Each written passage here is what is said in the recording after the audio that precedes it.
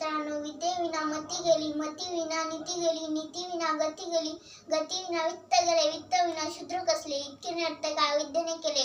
हे वाक्य महात्मा फुले यांनी म्हटलेले आहे. महात्मा ज्योतिबा फुले यांचा जन्म 11 एप्रिल 1827 ला झाला.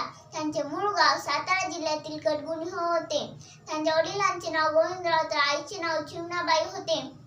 1840 मध्ये वयाच्या 13व्या वर्षी त्यांचे विवाह धनकवाडीच्या खंडोजी निवसे पाटील यांची कन्या सावित्रीबाईशी झाला. महात्मा फुले हे मराठी लेखक, विचारवंत, समाजसुधारक होते.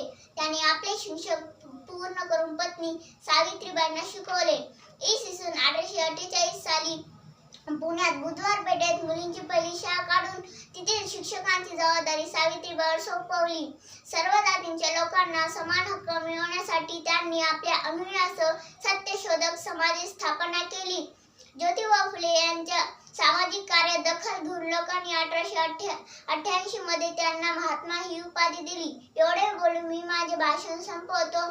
जय ज्योती, जय क्रांती.